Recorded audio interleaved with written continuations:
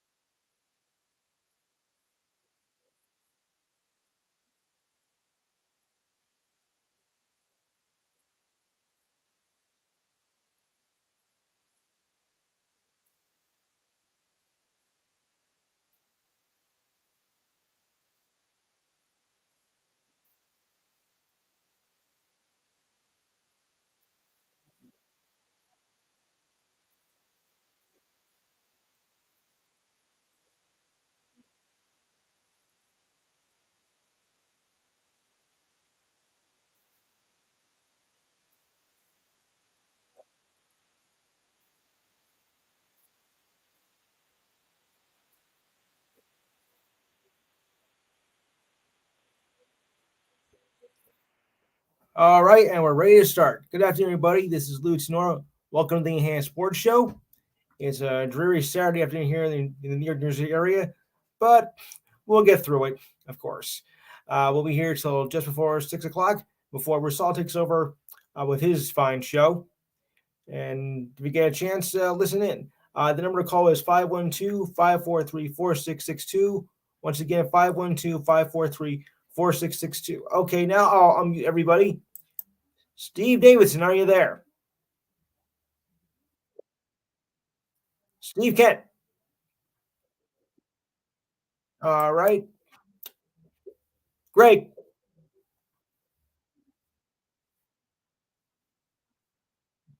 Okay, Kayla. Okay, you're there, but that's okay. And Mikey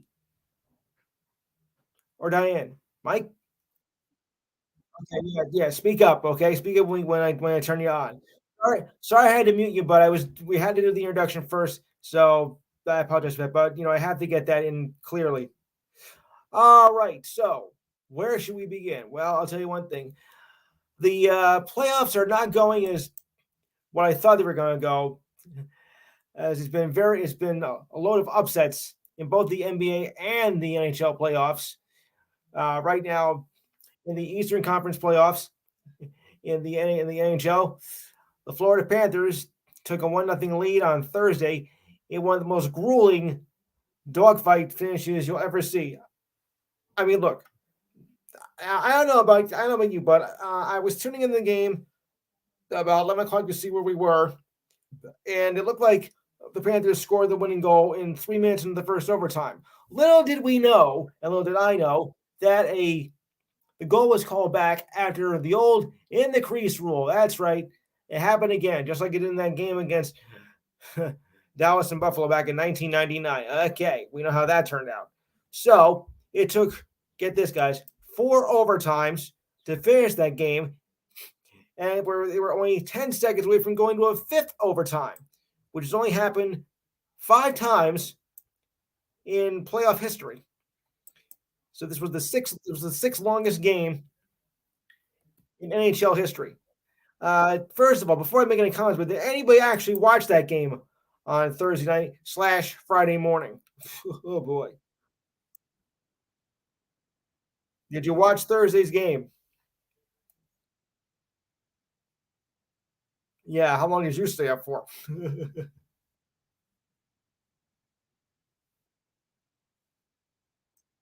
So let me bring it down. Okay. And by the way, yesterday I took that day of practice off. Well, let me tell you something. You needed it. So anyway, it was the longest hockey game in 3 years, and the longest I believe in conference finals history, or the longest in quite some time. Matthew Chuck Matthew Chuck scored the goal with 12 seconds left in the fourth overtime. Can you believe that? Panthers forward Sam Bennett forced a turnover and slid the puck over to the Chuck, who snapped it past Hurricanes goaltender Frederick Anderson for his sixth playoff goal. He then he then started skating towards the center ice and skated towards the exit sign, leaving his teammates off the ice. Anderson made 57 saves. The sixth longest game in playoff history, and clocked in ice time at 79 minutes and 47 seconds. The game appeared to be over in the first overtime, so we thought, after the Hurricanes fumbled the puck in their own zone. With this quick spinning shot flew from the slot past Anderson. The Panthers began celebrating as the Hurricane fans were exiting the arena. The players remained standing on the bench. Oh boy! I mean, it gets weirder and weirder, guys. It gets weirder. Uh, and Steve left, of course. So to continue on, the Panthers were staying on the bench. After a video review, there was enough contact to warrant goaltending interference, and the goal was waved off. The ruling from the league said that White had significant presence in the crease and made identical contact with Anderson that impaired his ability to play his position before Ryan Lomberg's shot. Rule 69, Section 1 states that a goal is disallowed if an attacking player, either by his positioning or by contact, impairs the goalkeeper's ability to move freely with his crease or defend his goal. The fans went back down to the stairs into the seats as the game went on and on. And Diane, yes, it was the game that did not. Never mind. Oh boy. Some of you do, some of you don't. I'll explain it later. So in the fourth OT, the Hurricanes were given a power play after a hooking call on the Panthers winger Carter Verhaeg, but did not get a shot on goal. What else is new? Anderson made 57 saves, while Sergei Borovsky made 63 saves, and ended finally in about, let's say 1:45 in the morning. So I think we got more than one inning of the week. I include myself because I naturally thought the game was over, and it wasn't. Oh boy, I jumped the gun too soon when I put in the scores that night. So forgive me. But what a game! Having to take that long to finish it. But I'll tell you, you had to wait that long between goals. You had to go in the first overtime period, sort of, and it took you 3.5 hours to get the next one. Oh, boy, I don't get that at all. That was just too. That game was very strange. Yeah, it did. Yes, it is.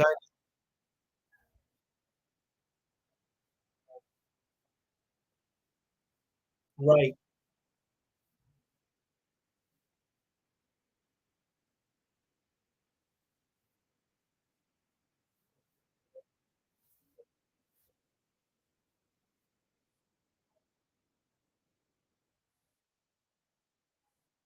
Yes. It was. Yeah, I didn't see the play. Yeah, I saw the play. I did see the play in the replay, and it did look like goaltending interference. But I mean, to wait that long just to get the next goal to be legit, I mean, that is just too much. Oh boy. Yeah.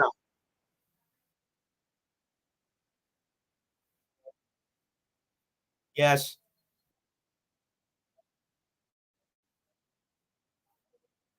BP. That's my trophy. You bet. Something even his father couldn't even do. I might go up Bobrovsky, to be honest with you. I mean, that's something though that his father Keith couldn't even do. But he was a great player.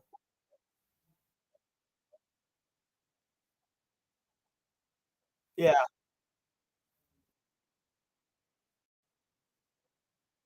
Yeah.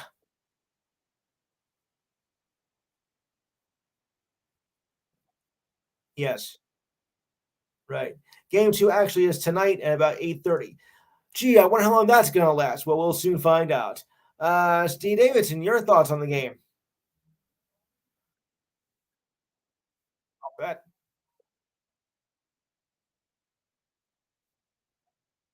Yeah. Or when.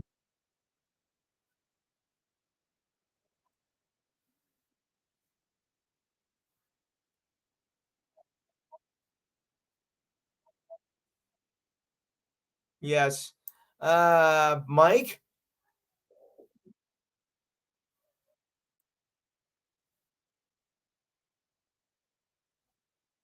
Diane.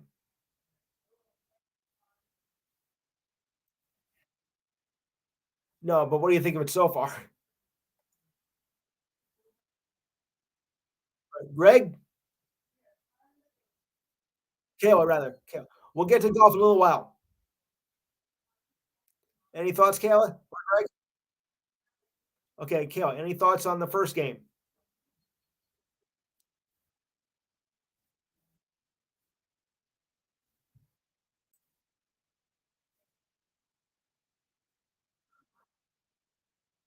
We'll go through that. We'll go through that as the show goes on. Right now, we're doing some hockey, so because this is the playoff season right here. So but anyway, so who do we have in this series, guy? Do you think the Panthers are going to take it, or do you think Carolina has a chance? Steve Davidson, I'll start that with you.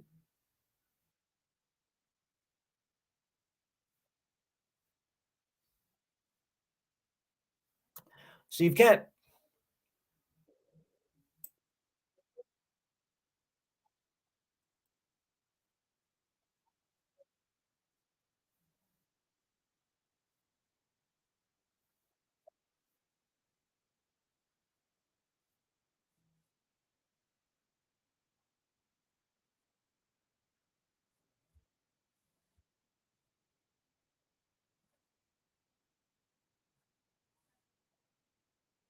Yeah,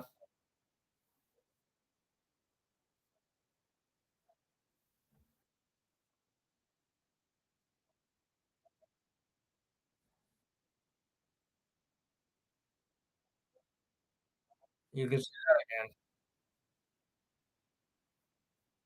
Yeah, and how long it'll take. All right, so yeah, Diane, who do you got in this series? All right, and did I miss anybody? Mike.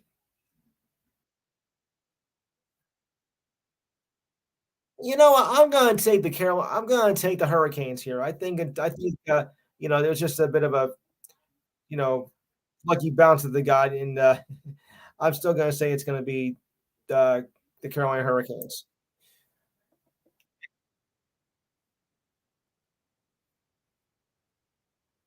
All right, I guess I'm the odd man out here. So who do we have in the other series, guys?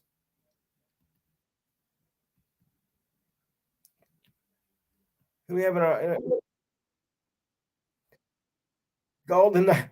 Yeah, Golden Knights. Well, they deserve it. I mean, after having an off year last year, they have certainly found their way back here, and I wasn't surprised by their results either. And that game went to overtime last night, and a lot of people were, of course, were thinking, "Let's see how this game is going to go." But it ended very early, like in the uh, about 3 minutes into the first overtime, as they beat the Dallas Stars in a 4-3 game. Very good game.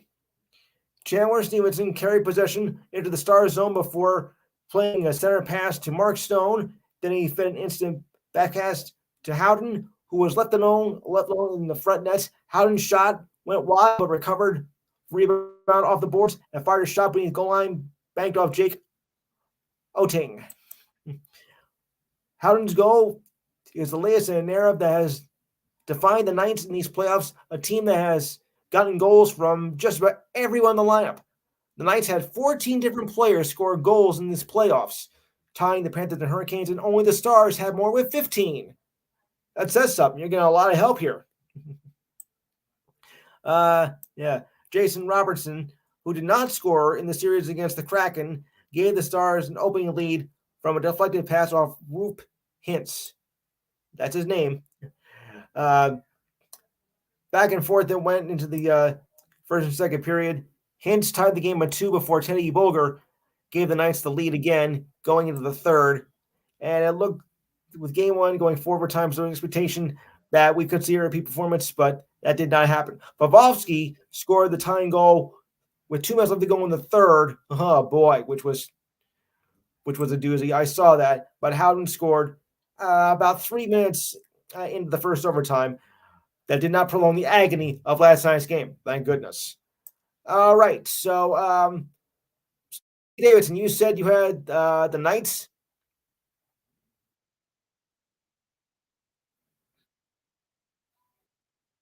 Steve Kent, who do you got? Yes.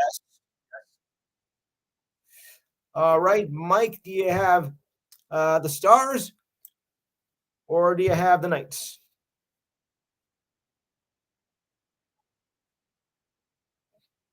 Kayla, Stars or Knights?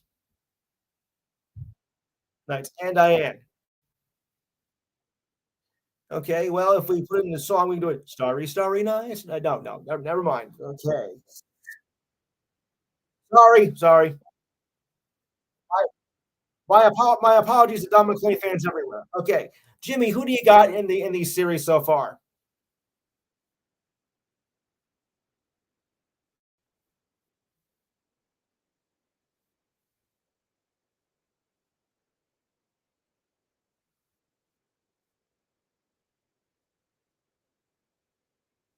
All right.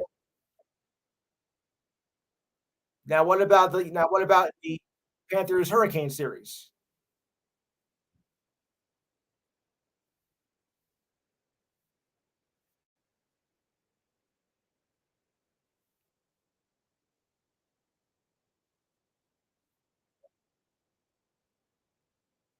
I'm the lonely man in the totem pole again. Okay. All right. Now we move on to the NBA. We got the Heat, who have been incredible during these playoffs. I mean, you gotta face it. No one really gave much of a chance, to go this far. But being the going into the playing game, and they were losing early in that playing game to the Bulls and whatnot, and yet they did manage to beat them. And look what they've done so far.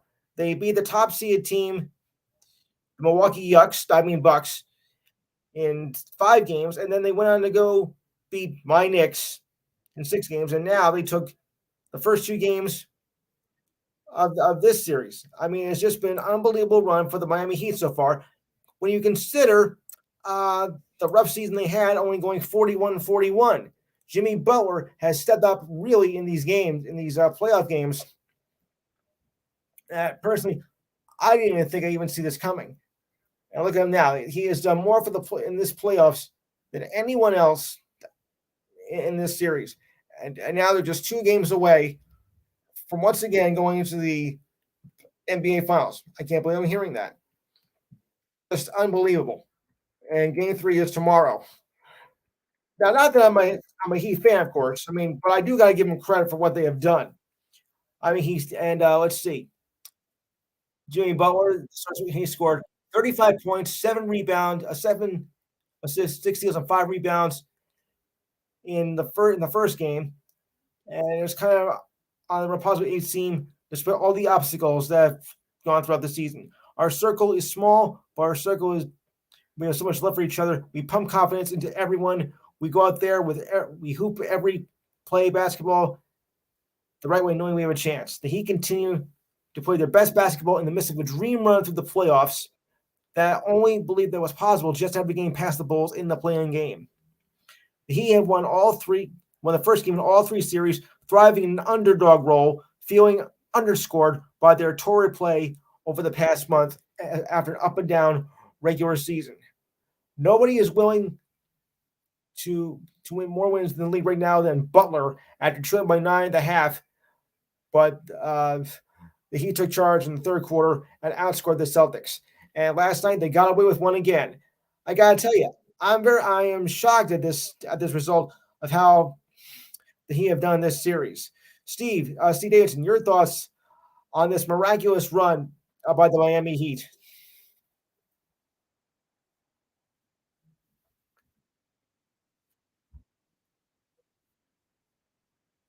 Yeah,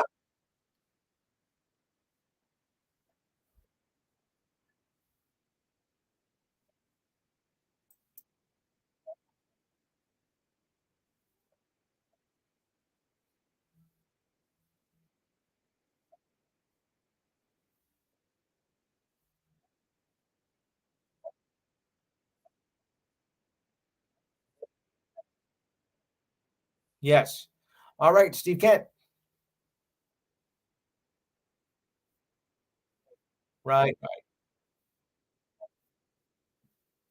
but I had to, oh, it's over. Okay. Ouch.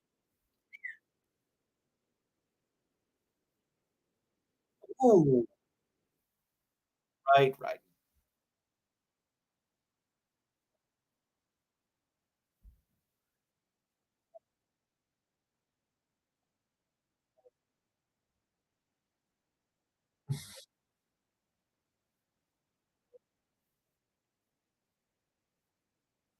No, you're right.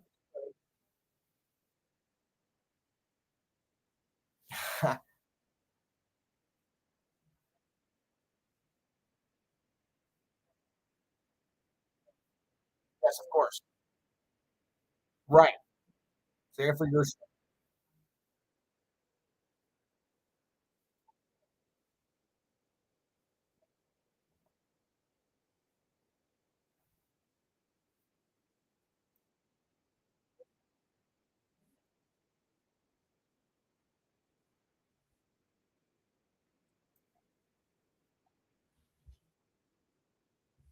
Yes, you do.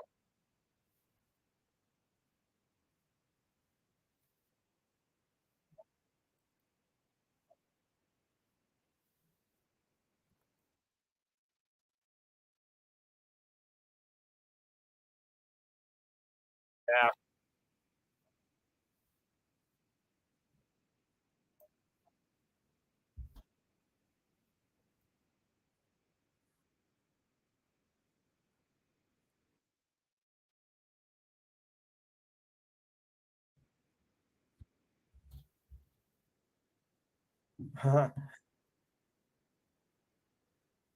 Wow. Uh,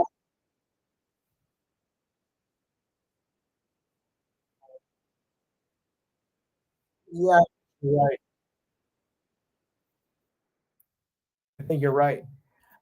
Mike, your thoughts?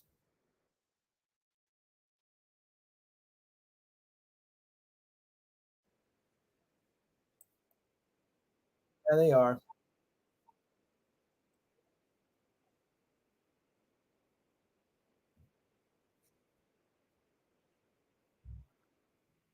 Okay. Okay, let's see. Diane, Jimmy,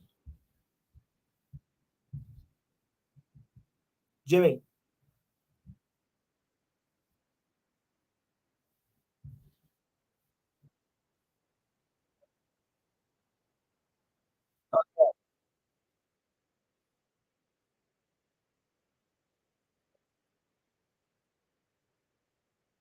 Right.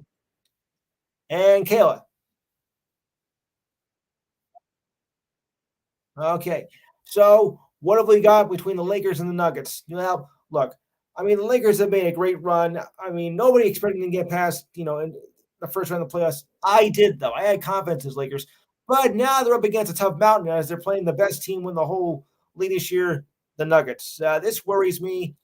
I'm not surprised, though, by the Nuggets' success. I mean, they're just a strong offensive team, and the Lakers need a miracle here. The only good thing is they're going at home for the but uh, I still think they're going to come up short. I really don't see the Lakers having much of a fight here. Denver's just too strong with that lineup. Anybody have other thoughts on that? Because I see Lakers in a heap of trouble here. Exactly.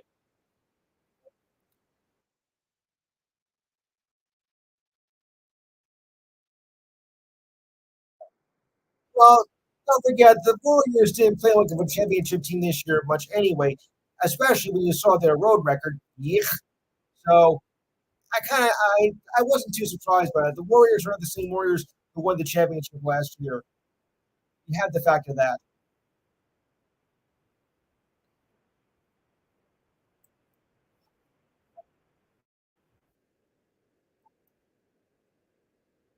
Yeah.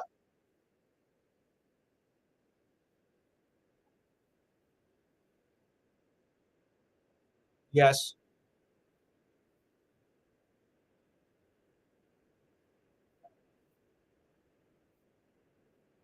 Mhm. I noticed.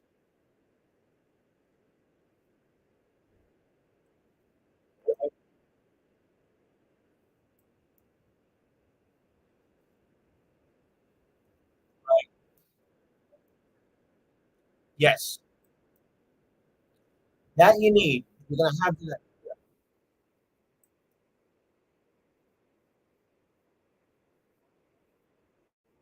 Yes.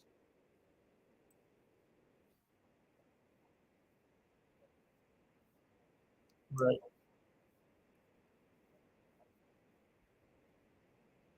Yeah. Right. Okay. By the way, Steve Dantas, if you're looking for a vote on the Commanders, you have to wait a while, buddy. The current owners, Dan and Taylor Snyder, reached purchase and sale agreement for the Commanders, led by with a group led by Devils and Sixers co-owner Josh Harris last week. The Snyders, who announced first they were intention to sell, in November, agreed to a team agreed to sell for just over $6 billion. Okay. A vote is not likely this month and has now been pushed back to after the meetings next week. So the league staff and finance committee will continue to review the transactions. A conference call was set for Friday in Minnesota. I think that's going either this week or next week. So if you thought it was a done deal, Steve, with the Commanders, not yet. But then again, I kind of thought,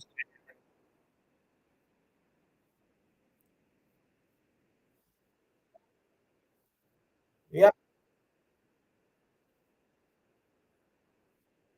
yes, yes, uh huh, yeah. That's what I thought you'd say. Anyone else have any thoughts on the delayed reaction of the selling of the Commanders?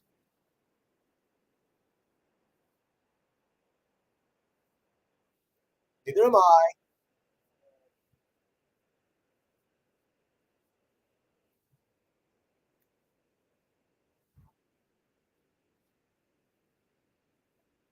Yeah. Yes.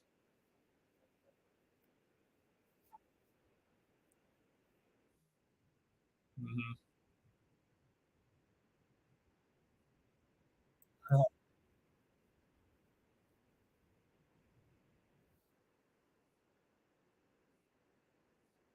Yes.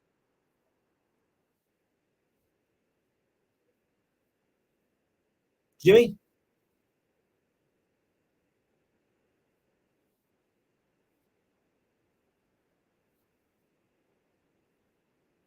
Yeah.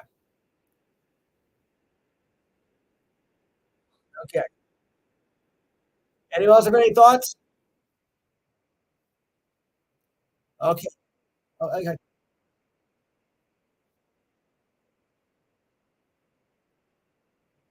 We'll see. Okay. Before I before I go into baseball, of course, this is the day of the second leg of the Triple Crown Preakness Stakes, and I have the results. Well, not the results, but the horses in for this uh, race here. It's a little bit different than with another type of course. And I have here the list of the horses that are in. Now, listen to these names, guys. You ready? All right. And by the way, oh, look at the odds are really there's only seven because one horse was scratched mission, first missing, so he's out. So we're only down to seven horses here. So listen closely. And by the way, one has the best odds. National Treasure has the best odds at 4-1. Be a good movie though. Okay. National Treasure is first. Chase the Chaos is second. Okay. Mage, the Kentucky Derby winner, is third. Now listen to this next one, guys. It's all one word here. Coffee with Chris is the fourth horse at 20-1. Red Route 1, 10-1 odds. Perform is 6 at 15-1. And Blazing Sevens, I said Blazing Sevens, not Blazing Saddles, is seventh at 6-1. All right, guys. So who do we like in this Preakness race? Anyone can answer here.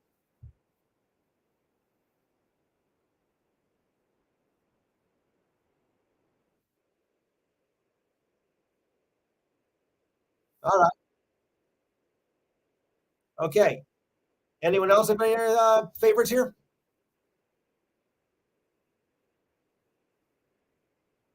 No one? I got one.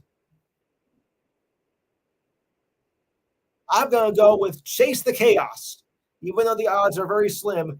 I like that one. That's that. I think it's going to mean something. National Treasure likely is going to win it with the favorite, but I'm still going with the Chaos. Anyone else have any ideas?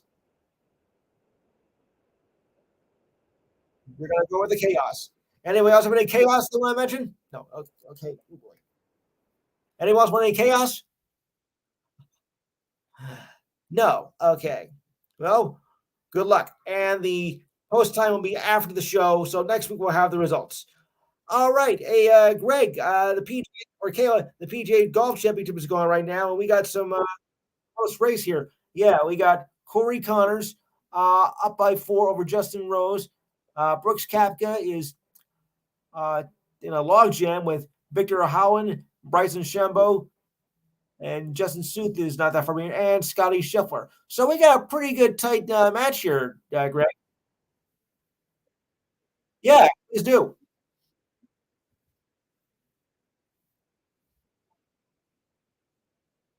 Yeah,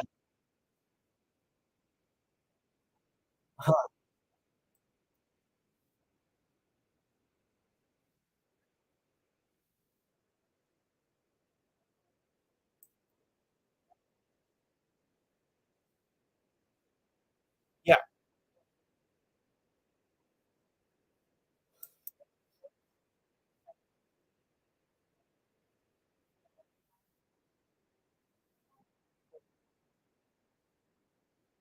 right, right.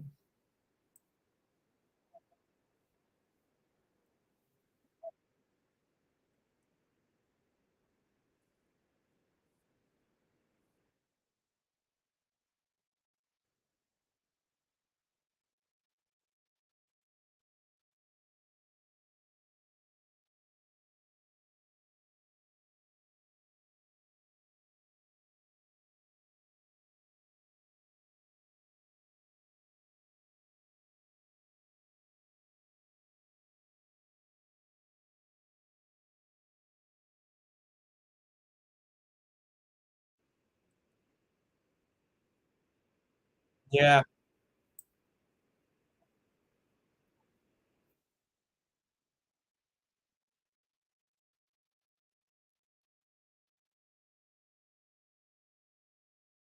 yeah. But the thing is, though, with DeChambeau and Kappa, those two are. I mean, because they can't stand each other. I guess, yeah. Hey, Brooksy pal, get out of here! I hate that guy. These two are like the Tom and Jerry of the golf circuit, pretty much. Anything to add?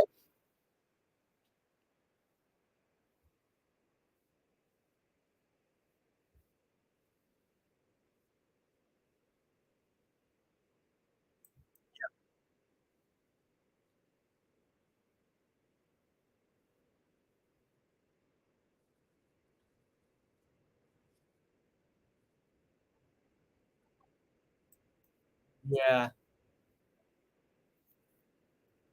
Right. Yeah. Oh, great! I got some more golf news for you. It's concerning the Ryder Cup. Zach Johnson has 3 more months to decide his players to be the six captains.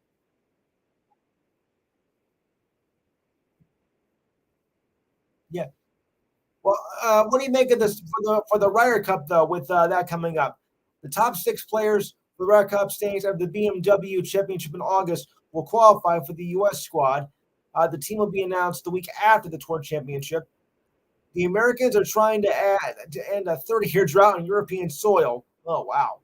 So it looks like so far we got Scotty Scheffler, Max Homa, Alexander Schifley, Jordan Spieth, Cameron Young, and Patrick Cantlay at the top six. But there might be other ones too, like Sam Burns and Justin Thomas and Colin McEnroe. Forget Zataris because he's out for the year. And Tony Finau might be a film for that. So, what do you make of the top six for the Ryder Cup, Greg?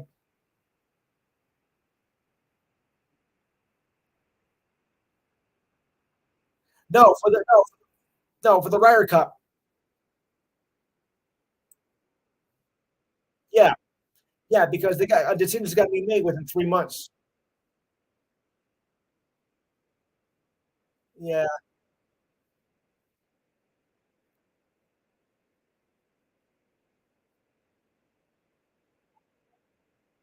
yes,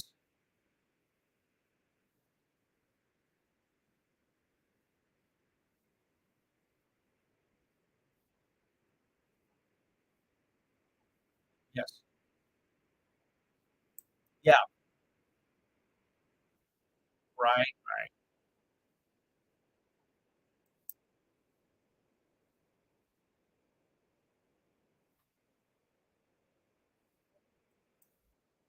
I thought Ramos was Spain. No, they're looking to find out who would fit the U.S. Squad. I mean, there's a number of possibilities here, but the decision's got to be made.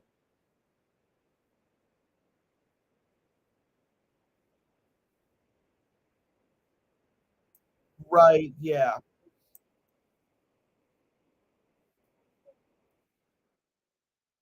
Exactly. Kelly's up there. Yes, Kelly's up there. It's possible.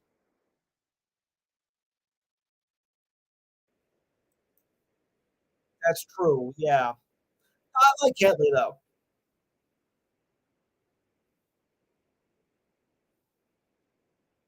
No. Nobody from LAV goes to this tournament. Nobody.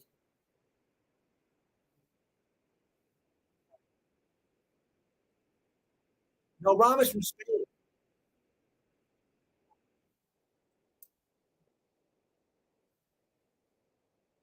Yeah.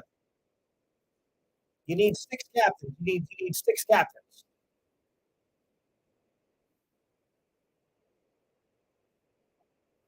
Okay. Okay. Oh, well, yeah.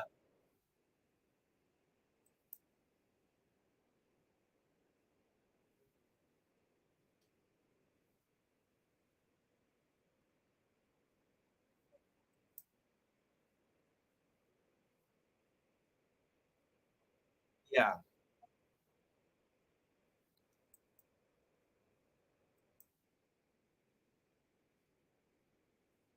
Yes.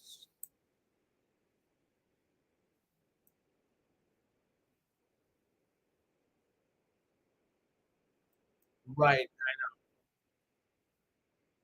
European. Yeah. But don't remember, we're looking at the American squad though right now, Greg. Rom is European, so we're looking only at who will be for the U.S. squad.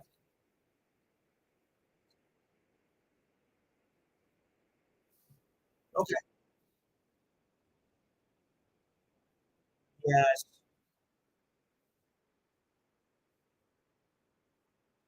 Right.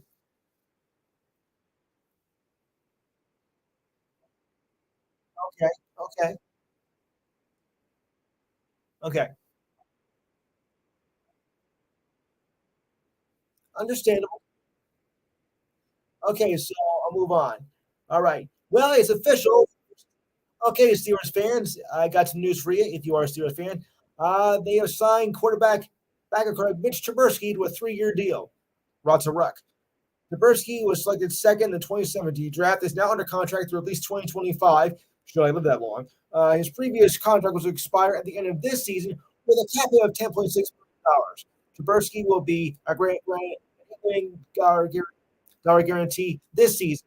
With the new deal, the Steelers now both have Kenny Pickett and Trubisky locked in through 2025, though the Steelers do have a fifth-year option on Pickett. Earlier this week, the Steelers signed Mason Rudolph, the Rams quarterback, to a one-year deal, keeping the 2022 quarterback room intact. I just said Rudolph, the Rams quarterback. Okay, never mind. All right, so what do you guys make on Trubisky signing this deal with the Pittsburgh Steelers? Ugh.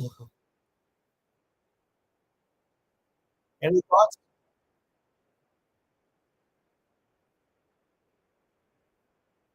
Yeah, I think you're right.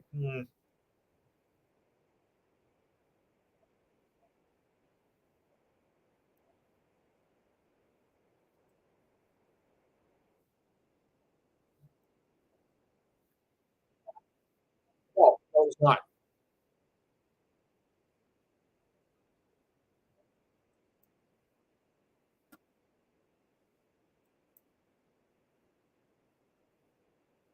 Yeah.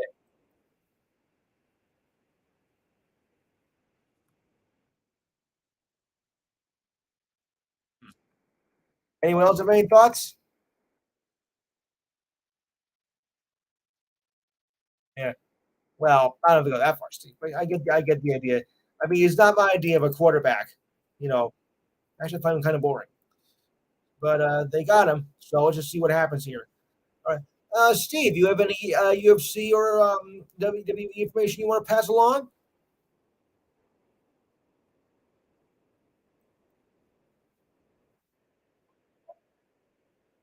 Uh,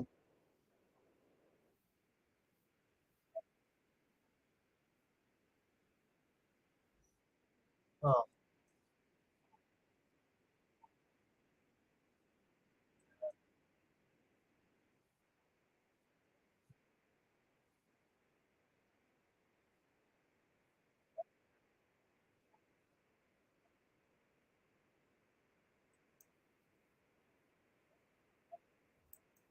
right.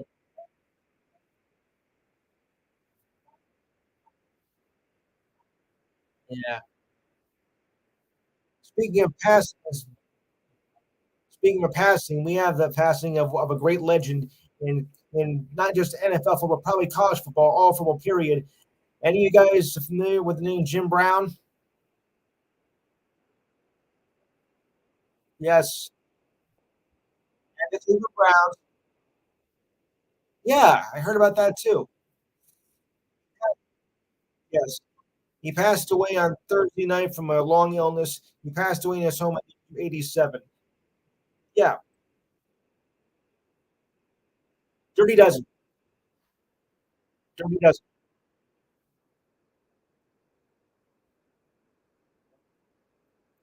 Oh yeah, yeah.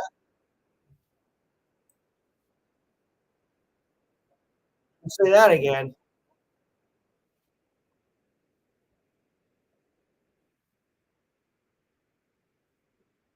Sure did. Let me tell you what he's done here. Okay. I mean, he was selected to the NFL 100 all-time team, ranked number one on the college 150 all-time great players. Selected in the first round of the 1957 draft, played 9 seasons, all with the Browns, and led rushing for 8 of 9 of those seasons. He rushed for 12,132 yards and played in every single game. He never missed a week, which we're going to say for a lot of players today. He ran for 100 yards 58 times, 118 regular season games. He rushed for 1,000 yards, including 1,057 yards in only a 12-game season and 1,863 in a 14-game season. For those of you too young to remember, the NFL did not go to 16 games until 1978. Now, off the field, he was very powerful as well. He worked to empower the civil rights movement back in the 60s. He also organized the Cleveland Summit, a meeting of nations uh, to top black athletes of the day, such as Bill Russell and Kareem Abdul-Jabbar, and support Muhammad Ali's fight against serving the Vietnam War. He was famous for dodging the draft. In the later years, Yes, one of the first. Let's just say one of the first. Okay. Well, actually Brown started it, not Kareem. Jim Brown started. He was the first activist. So anyway, in later years, he also worked to curb violence in LA. In 1980 formed the America I Can, a program to help disadvantaged youth and former convicts. He also advocated for modern athletes to be more involved in black communities. So he was, a powerful man on the field as well as off the field. And, I think we lost, a great player. Too bad I wasn't.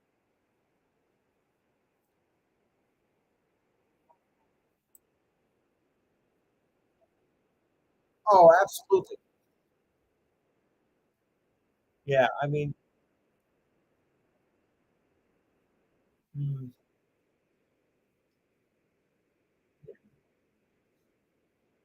right. Mikey, you're the Mets fan of the group, right? Well, I got some news for you, and you got one of our former players as well. Thanks a lot. They called up former Yankee catcher Gary Sanchez, according to multiple reports on Thursday. Yuck. Uh, the Mets signed Sanchez on May 9th after opting out of a minor league contract with the Giants. He reportedly could have had terminated the latest deal if it was not called up by the majors by Thursday. He's a two-time All-Star with 154 home runs, including seasons of 33 and 34 for the crosstown rival Yankees, where he spent 7 seasons before being traded to the Twins last year. He had 16 home runs and 16 RBIs for the Twins last year. The Mets also lost starting catcher Omar Narvaez to a left calf injury last month, prompting rookie Francisco Alvarez around from the minors and Tomas Nido have a combined to hit 178 and 4 home runs with 10 RBIs for the Mets. So you got one of our former guys, Mikey. Happy now? I'm sickened by it. I'm sickened by it. Getting one of our former guys. Anyone else? Jimmy, you're kind of well, you're a baseball fan as well as I am. What do you make of this? Jimmy? Jimmy left. All right. I was looking for Jimmy. Okay, I'll move on. The Red Sox have moved. Yeah,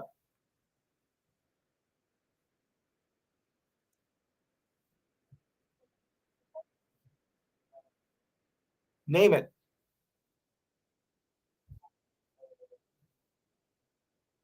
Oh yeah.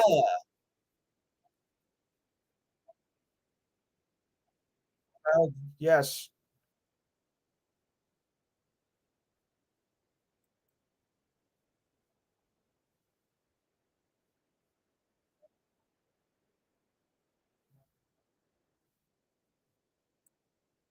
Mm,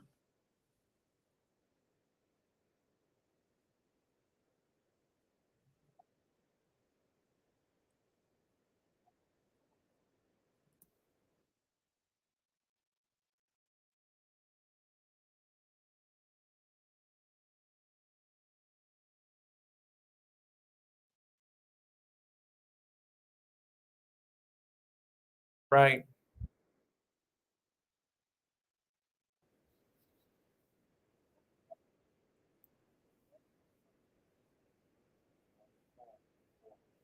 I would say you're right.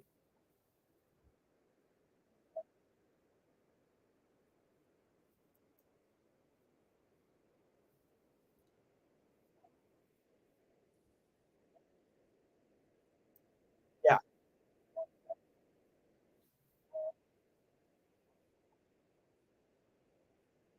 Hmm.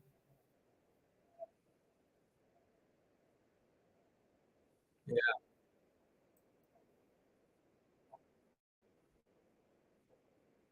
Hello, Gerald. Hello, Gerald. Steve, I got some other news for you concerning the Red Sox. You know. Okay, he already knows, guys. I always well, Nick Pivetta, the Red Sox have moved Pivetta to the bullpen where he'll work as a multi-inning reliever.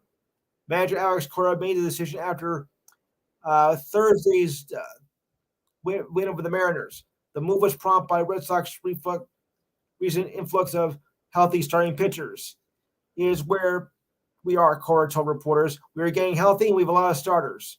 The Red Sox have benefited from solid starting pitching from Ryan Bello, who had 7 strikeouts in 5 innings, to win his 3rd straight outing, and James Paxton had 9 strikeouts in 5 innings last week for his 2nd major league appearance in 2 years.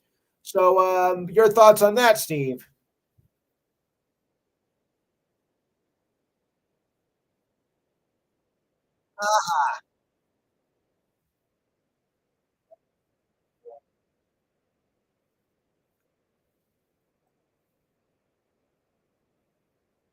Yeah,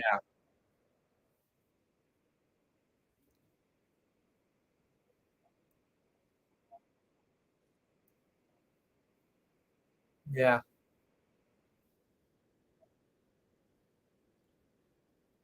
yeah.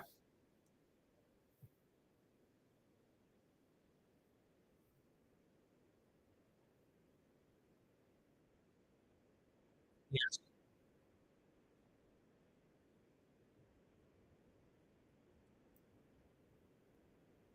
All right.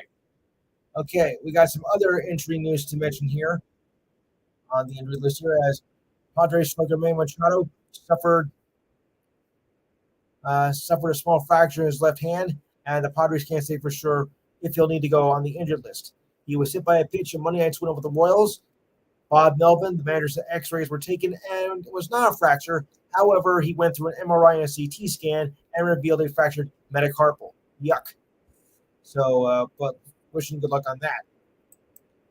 After the loss, the start third baseman wondered if going on the injured list was a possibility. Machado replied, I don't know. We'll have to see. So it can't be that serious. And oh boy, here's one that you probably don't want to know, but I'm gonna say like Diamondbacks pitchers aspire to be like the big unit Randy Johnson, but there's only one Randy Johnson, of course. Well, Zach Gallen got close to the Hall of Fame pitcher while warming up the outfield before Thursday's win with the A's. Gallen curved the ball that killed a bird in mid-flight. Oh boy, bad. I don't know what happened, honestly, said Galen. All I know is the ball changed directions. I ugh. You're in, Gerald. You're in.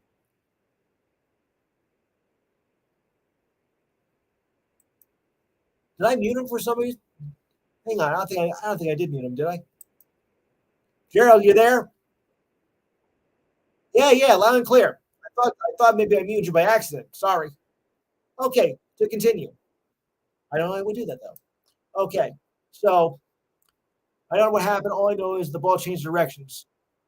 The throw was captured on camera by D-backs broadcasters Bally Sports Arizona. Johnson killed the bird during spring training in 2001 against the Giants when a bird crossed in front of the home plate and was destroyed by the baseball. Gallen was only 5 back then. I remember that incident. It was like, here it comes, here's one of the pitch, and then there goes the bird. Oh, boy, that was awful. So we had to reconsider that. It's just a shame. You're trying to hit the beat. Now, we know, of course, it was not intentional. It's just sad to see, something like an innocent bird flying around and gets hit by a ball and gets killed. Oh, just a shame.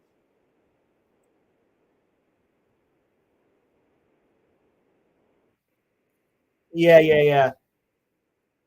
Well, it just goes to show you have to watch the birdie. Oh dear.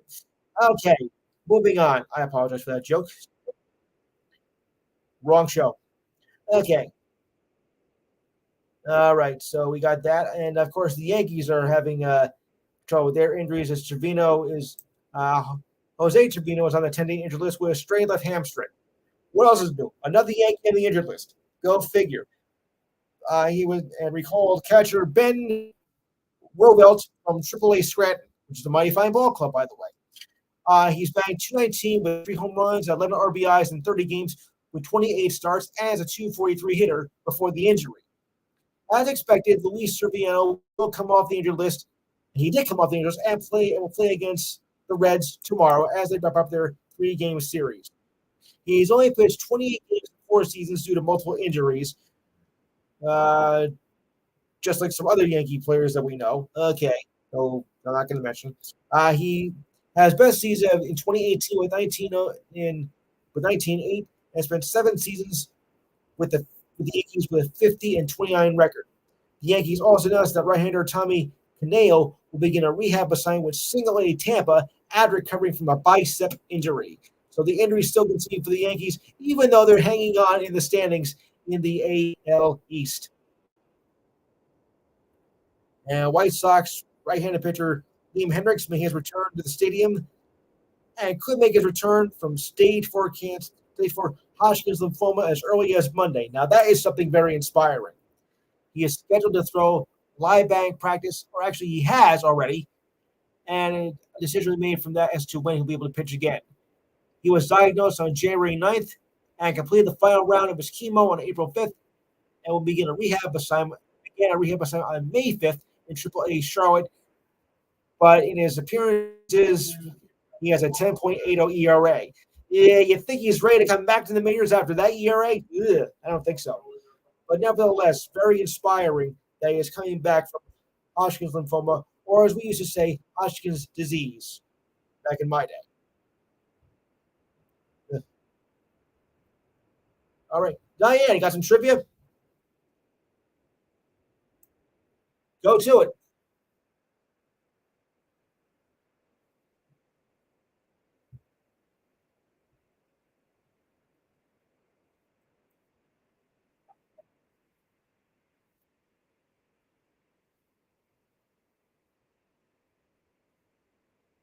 Packers.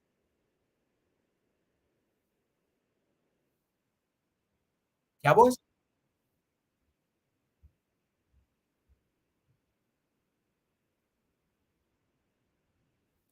Cowboys?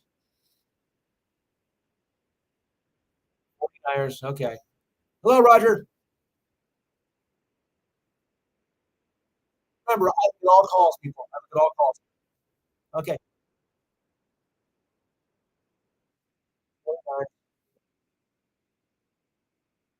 Oh, you meant a single game. Okay, I thought you meant. Oh, I'm sorry. I didn't know you meant a single game. I thought you meant in history. Okay, I know it was a single game. Yes, 49ers. Yeah, 55-10 over the Bears. Right.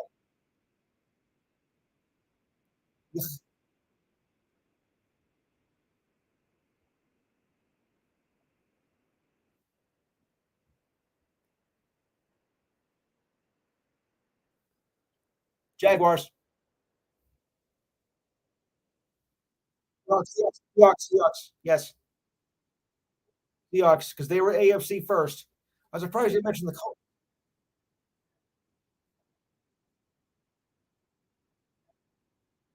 Yeah, before realignment took over. Right.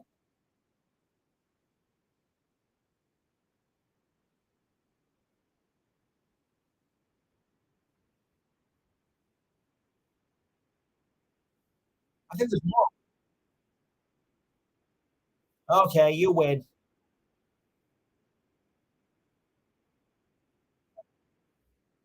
Oh yeah.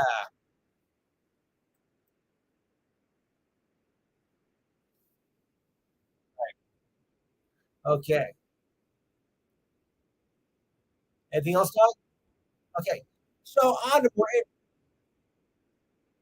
If you got one more, go ahead, but we'll have to keep it at that.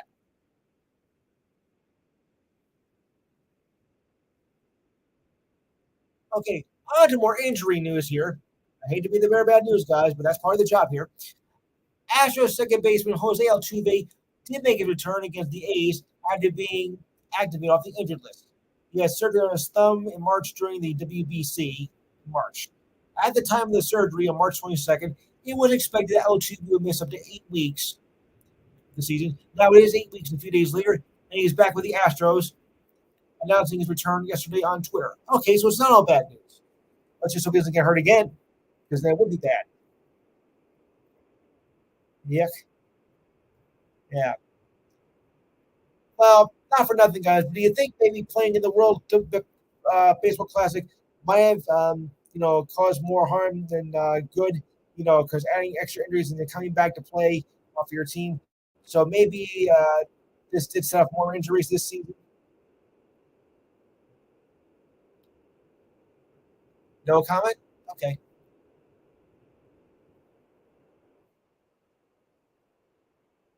right. Then I'll move on. Yeah, I thought maybe I thought somebody would have comment on that. Oh, wow, that's quite a list here. Okay, so moving on.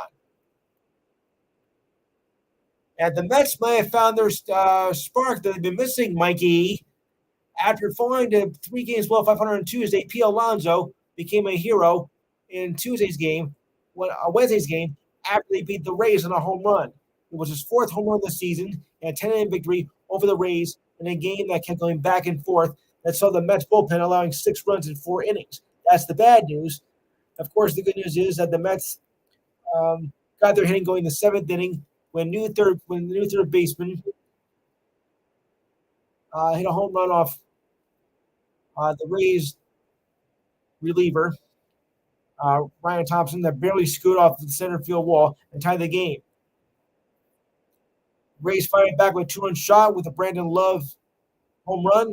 Randy Arzonia hit the ground ball to give the Rays a 5-2 lead, but Francisco Alvarez tied the game with a 3-run shot that sent the game to extras. Harold Ramirez knocked in an RBI single to score Taylor Walls, followed by an insurance run by Love.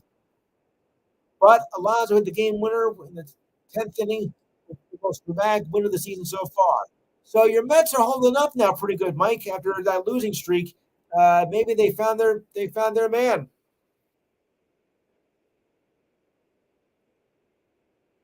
So yes, yes,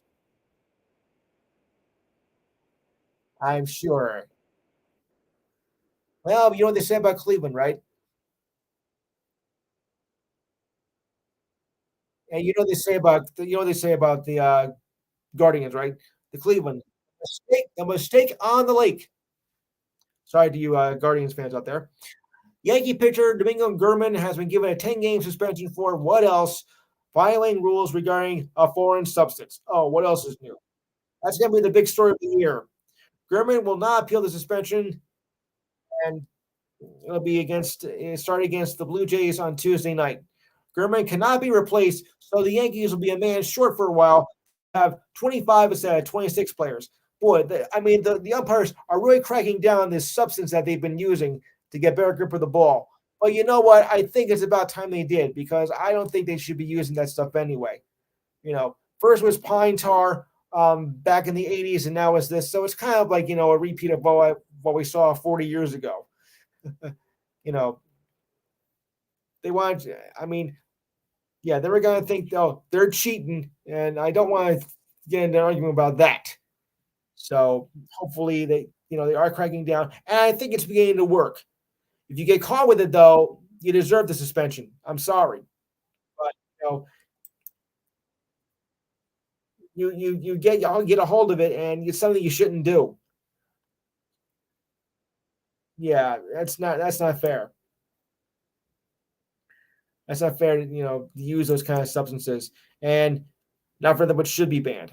Okay, for you tennis lovers out there, Rafael Nadal is going to call it a career next year. He is pulling out of the French Open this year with a hip injury and announced that 2024 will be his final year. It had to happen, though. The owner of 14 major titles on the clay court will miss the French Open for the first time in his career. He made his debut back in 2005. Wow, I was young then. Nadal, who is only 37, which is about 87 in tennis years, delivered the news of his withdrawal and future plans at a news conference in his home country of Spain. He is not announcing a date for a return this year, but said it will take a while, practically a few months. The injury that I sustained in Australia has not gone the way I hoped. I have lost goals at Roland Garros and has become impossible, Nadal told reporters. After then, the 22-time major champion added, "You never know how things will turn out, but my intention is that next year will be my last." His 14 French Open titles are the most titles won by any male or female player in any single major event in tennis history. Play begins on the 28th of this month, where Nadal is 112 and 3, that's single matches, in 18 appearances at the French Open. That's 112 singles matches, not 112 titles. Let's get that straight right now, okay? He did not win 112 majors. Okay. Any soccer fans in the crowd?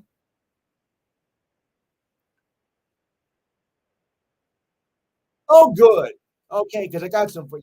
The MLS keeps on continuing to grow, and League Commissioner Don Gerber announced that there's going to be another team joining up in 2025. That is San Diego, and this will be the 30th team to join in 2025. The announcement was made on Thursday at Snapdragon Stadium, which is home to be the new home of the San Diego team that holds a 35,000 seat stadium. The team will be owned by Mohammed Mansour, the Saigon band of the Kumai Nation, now the first Native American tribe to be co-owners of the U.S. pro soccer team. Also, Padre star Manny Machado also is part owner of the team. Wow. But I don't know, guys, because it's a little. I think they might have a little bit of trouble finding a crowd because remember, LA has two teams in MLS right now. They have the LA Galaxy, which has been here from the beginning, back in 1996, and they got the new LAFC club. So it's gonna be kind of hard to fit in because you got LA right above them, and San Diego's a small market. I don't know how they're gonna be able to hold up and compete with them. I mean, Miami already failed, which has a large Hispanic population. So I don't know. You think maybe California can afford a fourth soccer team because you have San Jose up north. You got three soccer teams in California. Can they afford a fourth one?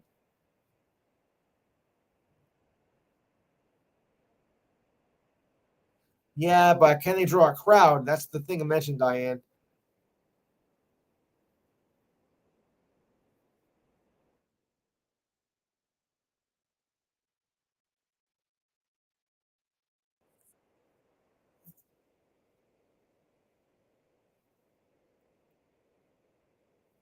Roger?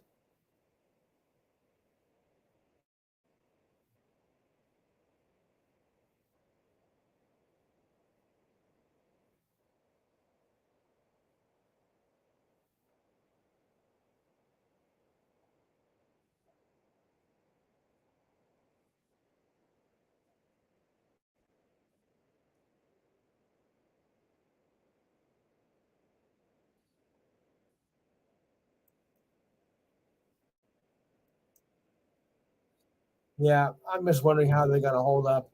Well, Oakland's lost is San Diego's game because Oakland's lost all their major teams as well. Okay, so moving right along. New York and New Jersey stepped up their bid process to host the 2026 World Cup by promising a spectacle on par with eight Super Bowls at the launch event for the tournament that'll be sharing hosting duties with U.S., Canada, and Mexico. FIFA President Janae Infantino did not give any indication as to which of the host cities will host the finals when the venues were announced over a year ago. The neighboring states will welcome fans at MetLife, will face stiff competition from LA, whose $5.5 billion indoor stadium has more appeal. Well, at a price like that, it better be. We want to host the finals at MetLife Stadium, said Michael Strahan. Yes, that Michael Strahan, who was up with the Giants. Um, this is football, okay? The sport where I do wearing tight pants running into each other. Governor Phil Murphy joined the Times Square launch by New York City Mayor Eric Adams, promises a spectacle the region has never seen before. MetLife had, formerly known as Giants team, has hosted the World Cup before, 11 matches in total, seven with the men's in '94, and four in the '99 Women's World Cup, but never a final. We are thinking we are going to get eight great games, eight Super Bowls, said Murphy. Every ticket will be sold out no matter who's playing. The launch event was held at several cities throughout North America, coming a day after LA launched the We Are 26 campaign to promote the tournament.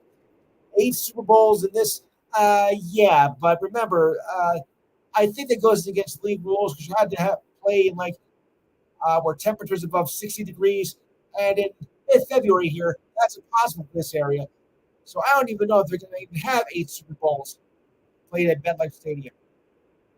I mean, I think maybe they were going a little bit overboard here. Though I hear it is a nice stadium, but I don't see them playing eight Super Bowls at MetLife. I don't see it at all. So, but I am anxious to see if we are going to get the finals for the World Cup in 2026.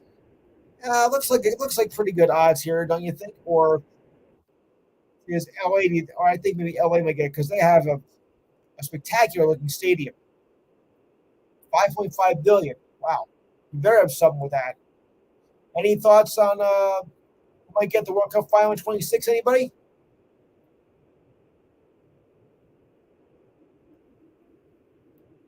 Speak up, Jimmy. Okay,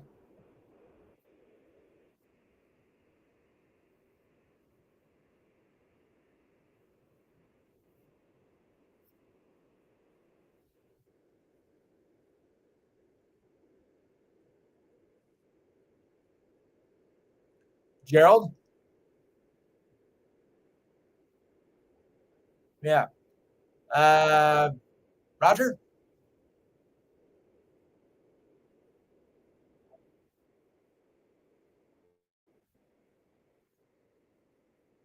Yeah, I like that too.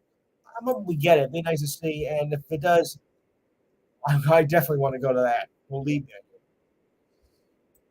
Yeah. I mean, okay, we have hosted a Super Bowl, but never a World Cup final.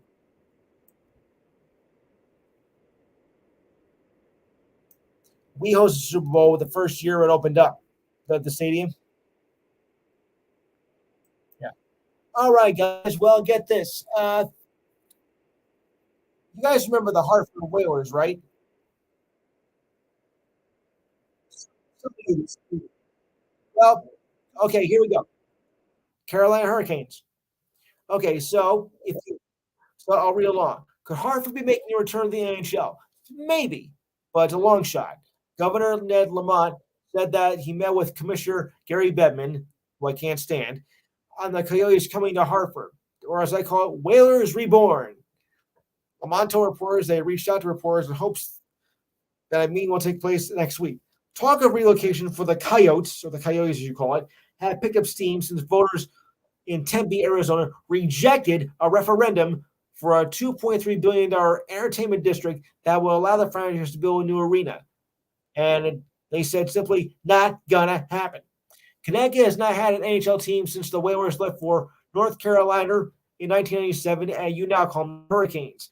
Connecticut only has the Connecticut Sun of the WNBA as their only professional team. The Connecticut Sun play at Mohegan Sun, which seats only 10,000 in their arena and is not built for a hockey arena. Sorry. So the Hartford Civic Center, the former home of the Whalers, is in need of a major renovation. So that's why the odds are slim. Its operator, the Capital Region Development Authority, is expected to take bids soon on repairs that has an estimated cost of at least $107 million. But there are other cities in the works in case it falls through in Hartford.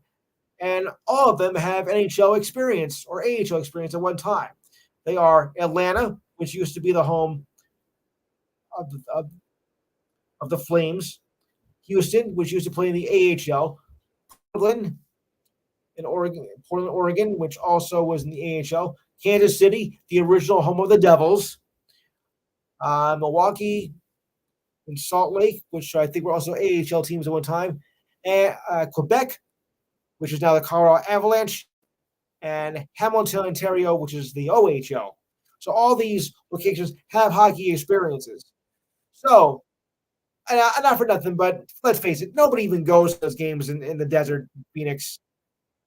So it's about time that I mean that stadium has to be demolished. I mean the arena rather, and they need to move because it is killing hockey. They're an embarrassment. So hopefully they're going to get a new home within the next few years.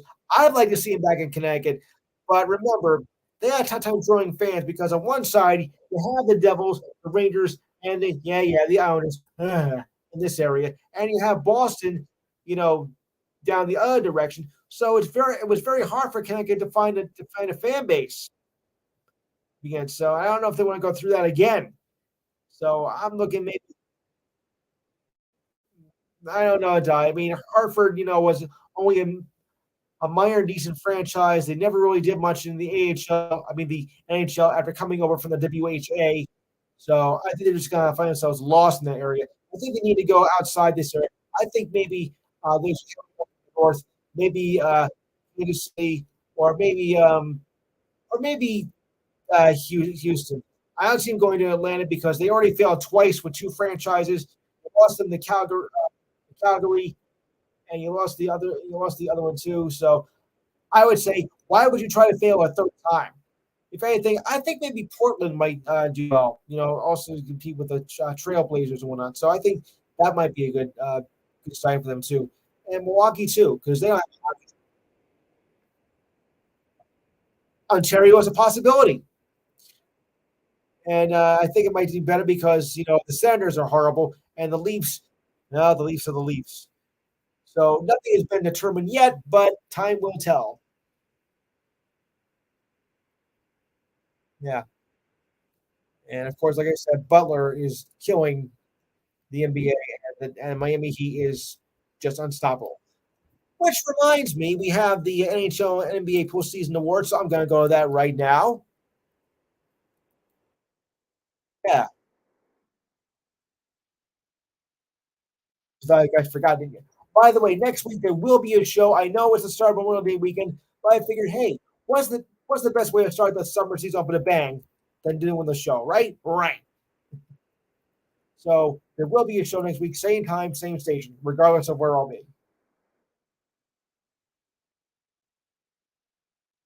So just keep that in mind, folks. Okay.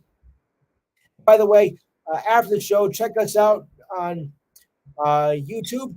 Dial the enhanced. Go to YouTube and dial in the Enhanced Sports Show. But remember, type in those exact words. Otherwise, you won't get squat. Gotta be exact words, guys. Okay, so keep that in mind.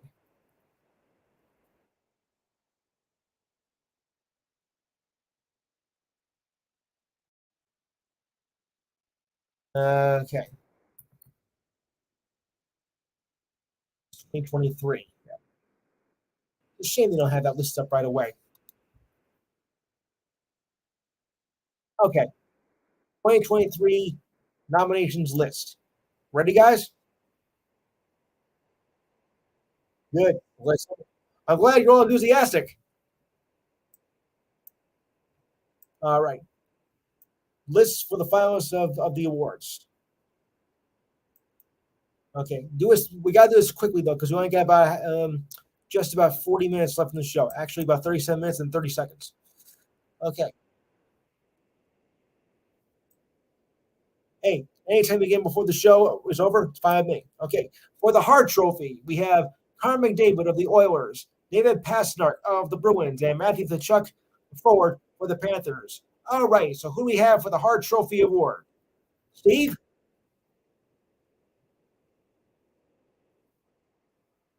McDavid. Oops, wrong button. That's wrong button again, Jetson. Okay. Okay. Mike, Jimmy,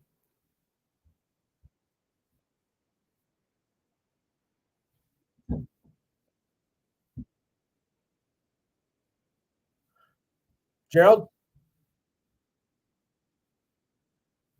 Okay, for the Hart Trophy, we have McDavid, Pasnark, and Tkachuk. Keith's boy. McDavid. Roger?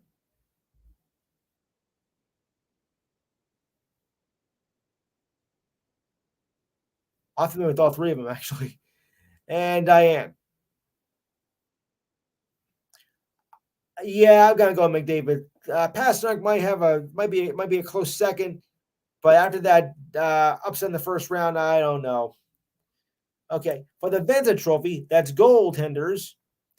We have Connor Halimbuck of the Jets, Ila Sorkin of the Islanders, and Linus Allmark of the Bruins.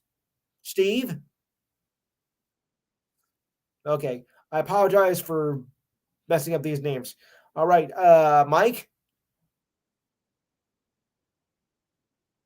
Sorkin. Sorkin. All right. Uh, Diane? Jimmy,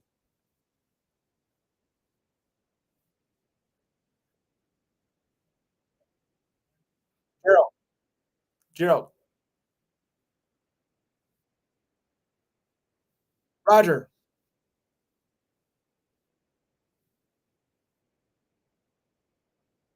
Okay. I'm gonna go with Allmark. Okay. Okay. Okay. Another goaltending award, the Ted Lindsay Award. Eric Carlson of the Sharks, Connor McDavid of the Oilers, and Pasternak of the Bruins. Steve,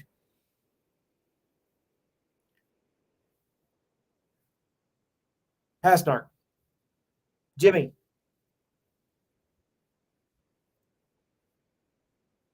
I think we already got that one though. Mike.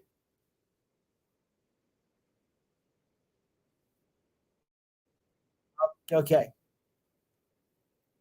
And Diane. Gerald. Pasternak. Bruins. Just say, if you can't say the name of the player, just say the name of the team. Okay, that's all. If you can't. Okay. All right. And the finalists were announced. Okay. Some of these were announced earlier, but we don't have a winner yet for the team. So keep that in mind because the awards will be handed out till June 26th. Okay. Finalists for the Norris Memorial Trophy: Adam Fox of the Rangers, Eric Carlson of the Sharks, Kale Maker of the Avalanche. Steve, Mike,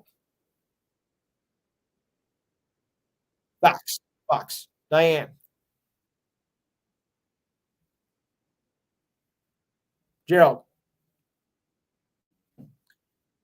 Did I miss anybody? Jimmy, Jimmy. I'm going with Rangers too.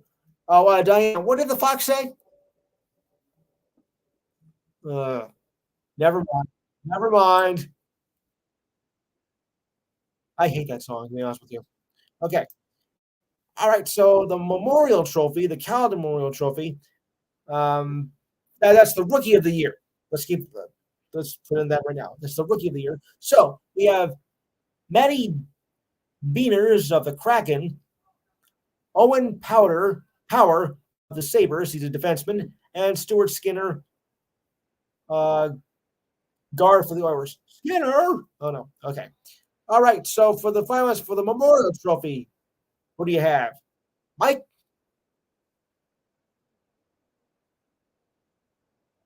No, it's Craig. Powder. Power. Okay.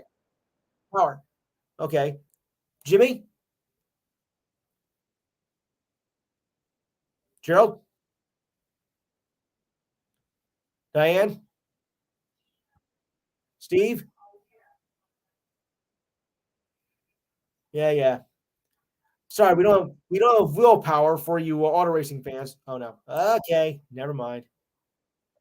That's his name.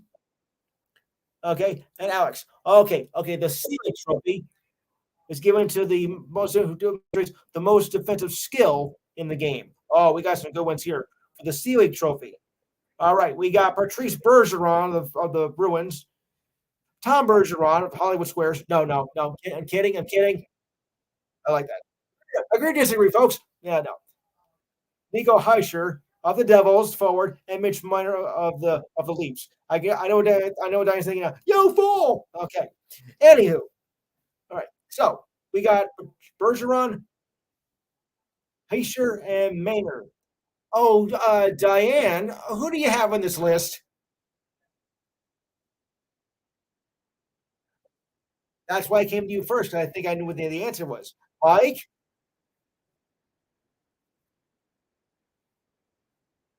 Jimmy, duh. You see why one of these guys first, guys? Sheesh. Gerald, wow. Steve,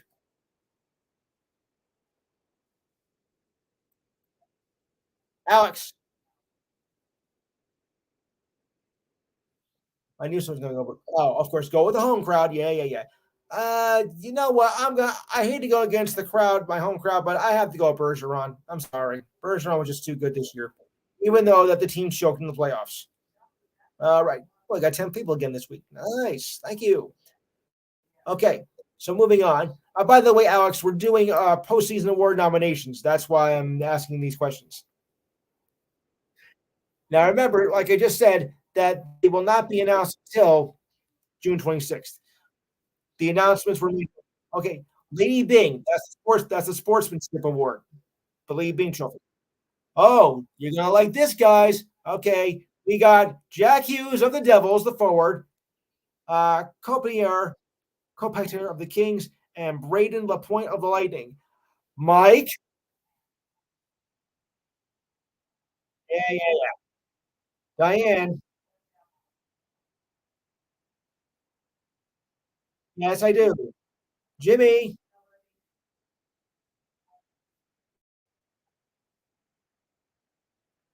Alex, Alex,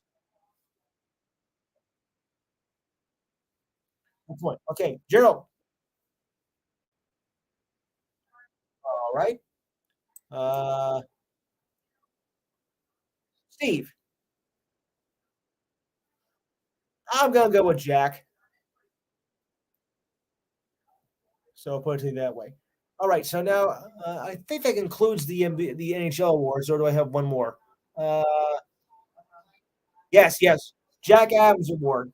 This is for the Oh wait, yeah, Jaguar goes to the head coach. Okay, so we have David Hackstall of the Kraken, Jim Montgomery of the Bruins, and Lindy Ruff of the Devils. Oh, Alex, here, Ruff. Diane. Yes, I do. Make it official. Okay, all you Devils fans, say aye for Lindy Ruff. Devils fans only, people. Okay, Alex, Gerald,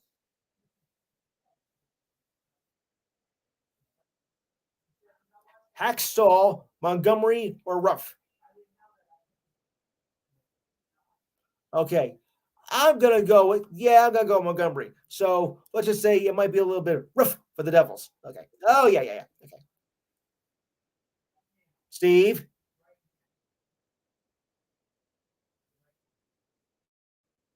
Okay. By the way, yes, Lindy Ruff will return as coach for the Devils next year. So you guys got nothing to worry about.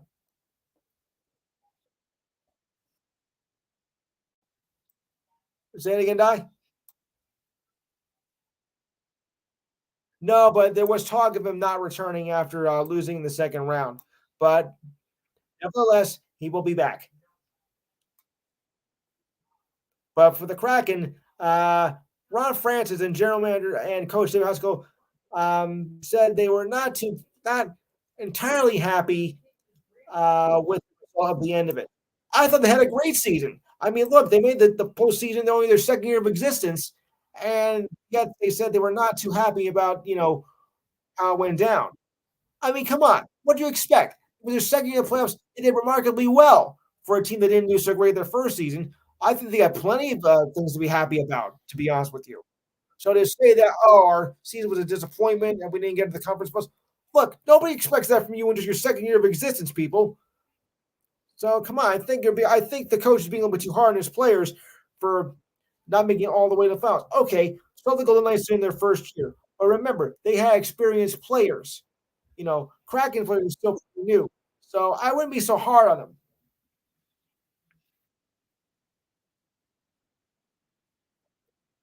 Like it shouldn't be. I think they did. I think they did wonderful. I think they did great. Not that I'm a big Kraken fan, but you gotta give credit where credit is due, and they did a wonderful job this year. So to say that that they fell short, I think they exceeded expectations, and deservedly so. All right, so Ruff will be the head coach next season, set by Tom Fitzgerald, the GM. He'll be back on the bench. Fitzgerald or Ruff, whose contract was to expire on June 30th of this year. He is the right coach for this group. He deserves it, and we deserve him. He is a great partner for me and our team. Ruff guided the Devils to the best regular season record of 52 wins and 112 points, despite losing to the Hurricanes in round 2 of the playoffs, which seems like a long time ago now. And it was they had a great season. They just fell into a buzzsaw with the Carolina Hurricanes. That's all there was to it. I mean, they didn't even have those wins in the championship years. So they did also well. I mean, to say that you failed in your second year of existence after making the playoffs, no.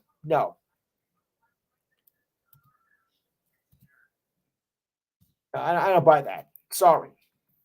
And of course, our idiot of the week. Well, I think we know who that goes to. Of course, Ja Morant, who again pulled another unspeakable act just 2 months after pulling his live video attempt on Instagram, holding a pistol, and again he goes out and does another stupid act. You're supposed to learn from your mistakes, people. I mean, to go out and say, I'll never do it again. And what happens later? You still do a same stupid act that you pulled 2 months before. Look, you don't deserve to be on the team, much less be suspended from post activity. You know,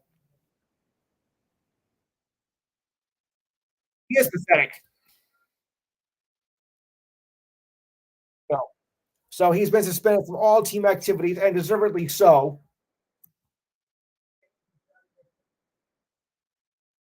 I think he should die. You're right.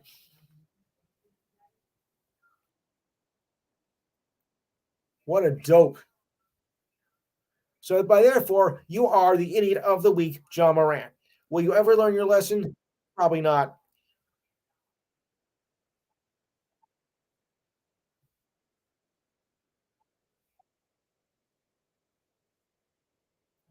Would you repeat that again, Steve? I didn't catch that.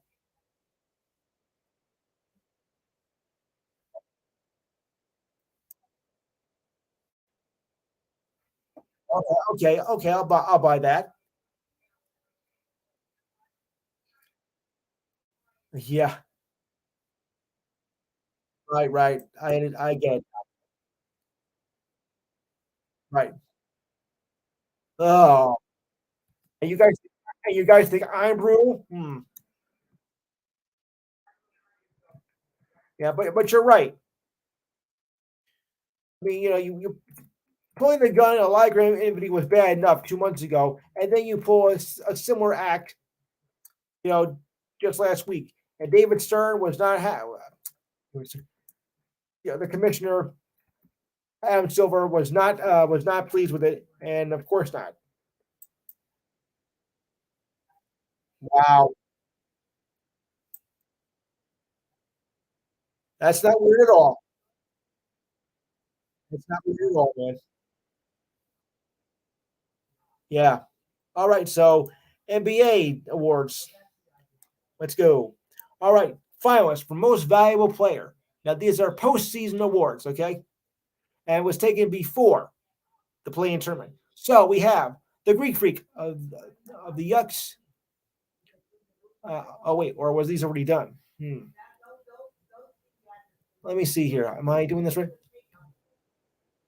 The award for this. Okay, I was looking for postseason ones. All right, we'll just skip that because MB we know won the um most mega player of the year, deservedly so.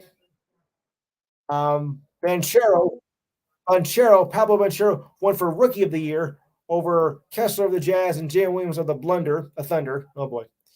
Defensive player of the year went to Jaren Jackson Jr. of the Grizzlies, being out Brooke Lopez of the Bucks and Mobley of the Cavaliers. Wow. Sixth man of the year, Malcolm Brogdon of the Celtics. Yeah. Bobby Portis of the Bucks and Emmanuel Quickly of the Knicks. All right. Most improved player, Laurie Markkinen of the Jazz. Nice. Coach of the year, De'Aaron Fox of the Kings, the Sacramento Kings. Oh, of course. Clutch player of the year, followed by Jimmy Butler of the Heat and DeMar DeRozan. This is regular season, not postseason, people. Keep that in mind. Coach of the Year, Mike Brown of the Kings, and deservedly so. I mean, for the season they've had this year, why not?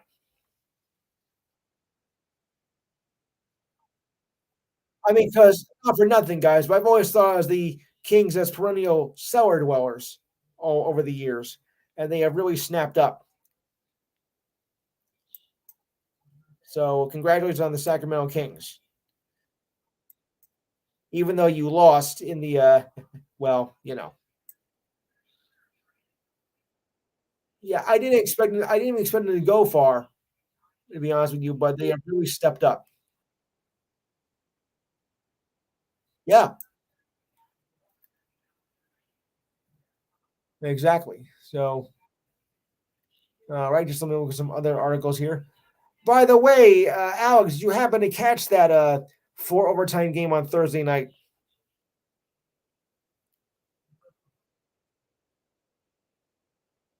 Oh, I got one here. Bryce James, LeBron's boy, has decided to leave Sierra Canyon High School and transfer to nearby Campbell Hall next season. Sources of ESPN. Bryce played last season at Sierra Canyon alongside his brother Brony, who announced his commitment to USC. LeBron posted videos in recent years have shown him working with the Suns, and they've continued to develop. Of course. Uh, while Brony got much of the attention among his children, Bryce's size and potential have made him a very popular player on the Nike circuit.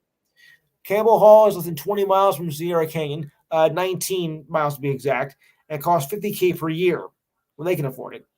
And the James family made a donation toward the creation of a new multi-million-dollar athletics facility on campus. Bryce will play next season along such notable players as Richard Hamilton III, formerly his father was a player, and Baron Bellamy.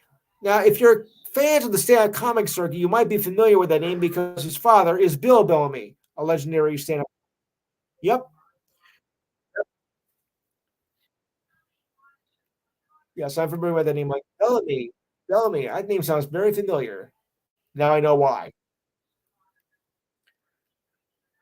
Yeah. If you're into stand if you're into stand-up comedy, you would be familiar with that name, but you're probably not. So we'll have to get back to you on that one. He's a very well stand-up comic. And the Bucks are interviewing former University of Houston coach Kevin Sampson. Sampson is the first known high-profile coach to meet with the Bucks for the vacant position, as he was also assistant coach in the NBA for 6 seasons, including 3 with the Bucks before returning to the college ranks in 2014, where he went to the Final Four. Sampson was 232 and 74 with Houston, where he spent 9 seasons, including 4 straight Sweet 16 bursts, including the Final Four in 2021. The Bucks, of course, are looking to replace Mike Budenholzer, who was fired at the end of the upset against the Heat, despite having the best regular season record this year. Wow.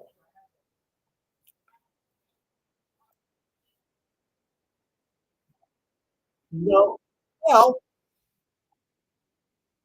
you're right. You're right, Steve. That didn't make any sense at all to be fired by that. You're right.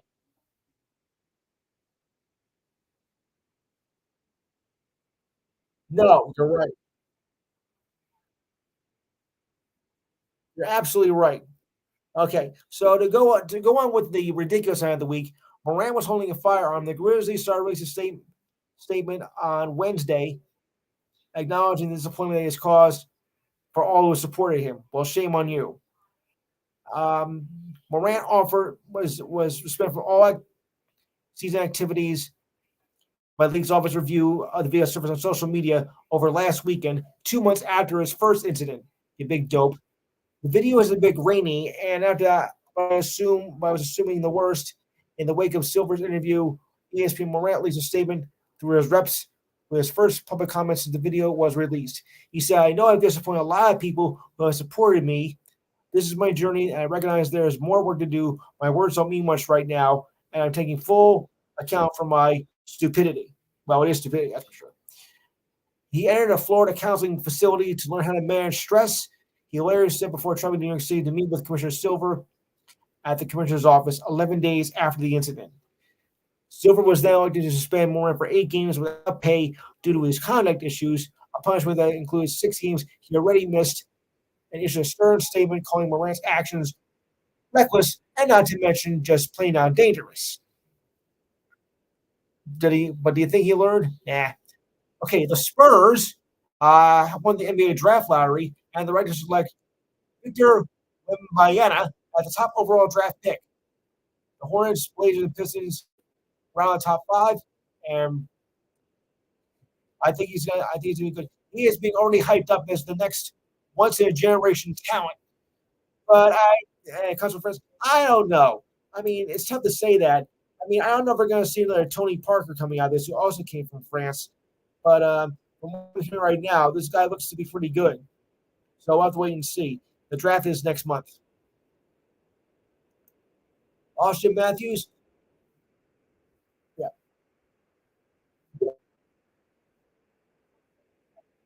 Uh-huh. We'll see. All right. And then continue on. Austin Matthews has a year left in his 5-year, $58 million deal, but has expressed interest in signing an extension for next season. Coming off his fourth season of 40 goals, Matthews will be able to sign an extension on July 1st when he officially enters the final year of his contract he signed in 2019. Matthews said, "My intentions are to stay with the Leafs, setting at his end of the season availability. I think I have mentioned before that I enjoy playing here and what it means to be part of the organization and my teammates and how much I enjoy playing here." He was selected first overall in 2016. Matthews was a two-time Maurice Rocket Richard Award winner for most goals in a season. He also won the Calder Trophy as the top rookie in 2017 and won the Hart Trophy last season. Wow! So he is a great player. And the Sixers, they fired Doc Rivers. The team announced back on Tuesday. The Sixers were eliminated from the playoffs. And they lost to the Celtics in Game 7 of the Eastern Conference Finals series. The surge is expected to include former Bucks coach Mike Budenholzer, Sam Cassell, former Raptors coach Nick Nurse, former Lakers coach Frank Vogel, and Suns coach Monty Williams, which was also fired after losing Game 7 in that horrible loss at home last week. Wow. In 3 seasons, Ducks.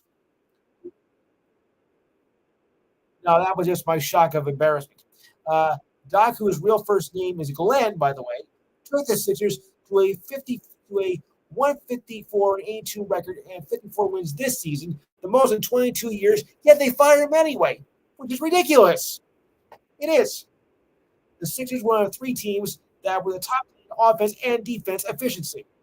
Doc is one of the most successful coaches in NBA history and a future Hall of Famer, and someone who I have great respect for, said Daryl Morey, the president of operations.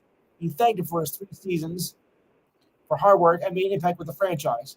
The Sixers are the latest team to be searching for a new head coach, joining the Bucks, Raptors, Suns, and Pistons. The Pistons can't do anything right anyway, no matter who they get. Rivers finished his 16th straight winning season in a row as head coach, but lost his 10th Game 7 in a row. 10th Game 7 and 5 in a row. Still, I think it was very premature to fire Doc Rivers. Am I the only one here who thinks that?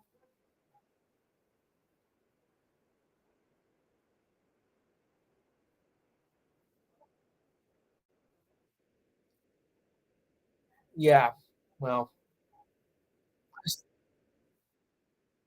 yeah. Well, still, I don't think he's been fired. You had your best season over 20 years. You fire him? Why? I don't get it. Well, okay, I'll give you that, but still. Uh, so now you fire him after having your best year? No. Okay. So anyway, to move on, Brittany Griner received a welcome return to the WNBA last night at the Crypto Arena in front of more than 10,000 fans. She played her first official game in the States after being detained for Russia for 10 months last year. As the WNBA begins its 27th season, that's true, 27 years, she smiled broadly, acknowledging the fans who gave her a standing ovation and the Sparks and her Mercury teammates as she made her long-awaited return despite losing the Sparks. Reiner has tried taking the emotion of the night, especially when her name was announced, to cheers while also trying to keep focused on the game. She scored 18 points with 6 rebounds and 4 blocked shots. Welcome back to the WNBA, Brittany. Congratulations. The season started last night. Oh, and congratulate Steve. What happened to your team with the XFL championship?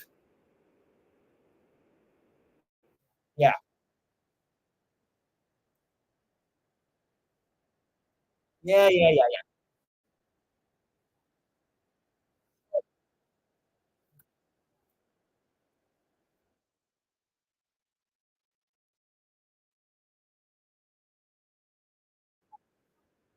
Yeah.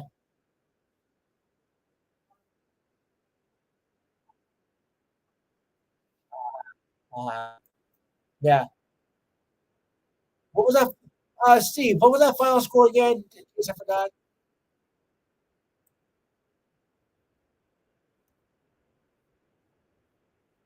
Right. Okay. Yeah. And you lost to a team with a losing record. How about that? Yeah, they were. Okay, so on to USFL here. Yeah. Okay, so on to the USFL. Right now, we have Pittsburgh against Memphis. Steve, who do you got here?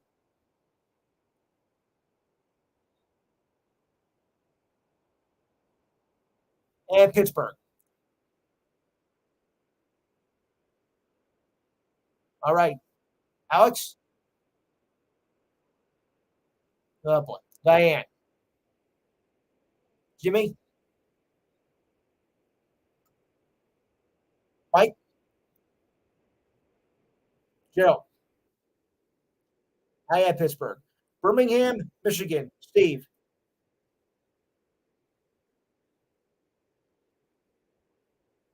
All right. Mike? Diane?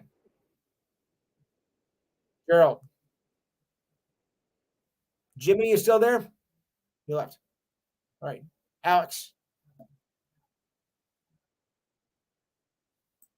I'm going to go with Birmingham too. Tomorrow, we have New Orleans and Philadelphia. Steve? Mike? Diane? Alex? Gerald? New Orleans and Philadelphia. I'm going to take New Orleans. Okay, and finally, New Jersey at Houston. Gerald?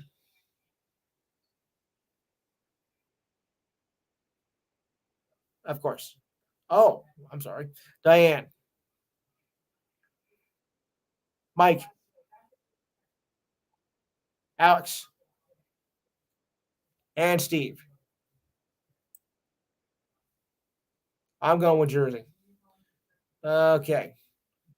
And Stephen Curry is a finalist for the Korean Dual Social Justice Award. Announced today, the other finalists are Jaron Jackson Jr., Trey Jones of the Spurs, and Chris Paul of the Suns, and Grant Williams of the Celtics. They are chosen for their work as advocates for social justice, continuing to work on Jabbar's, whose mission was to engage, empower, and drive equally for individuals who groups have been uh, marginalized or systematically advantaged per the league.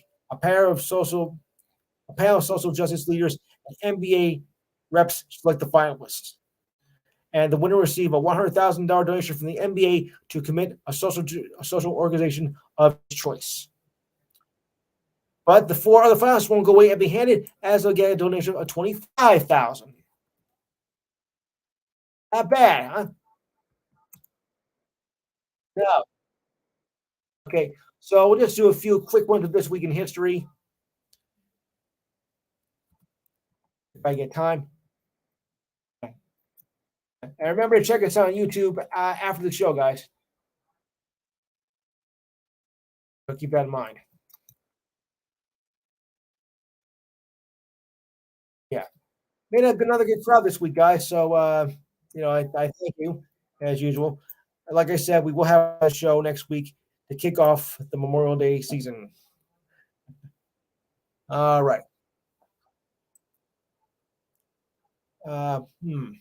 Babe Ruth and Bob Musil, previously suspended by Commissioner Keyshawn Mountain, returns to the lineup and goes hitless. 1960, baseball game Milwaukee postponed due to fog. 1959, Yankees sink to last place for the first time since May 25th, 1940. Uh-huh.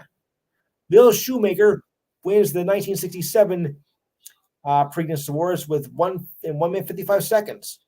In the ABA championship, the Pacers beat the Nets 4-2. Okay. 1993, American heavyweight boxing champion of the world, Larry Holmes beats Countryman Tim Witherspoon by a split decision. Remember that one, Steve? Yep. 1983, Steve Carlton passes Walter Johnson for second on most strikeout list. Roger Clemens beat the Twins 5-4 in his first victory in the league in the majors in 1984.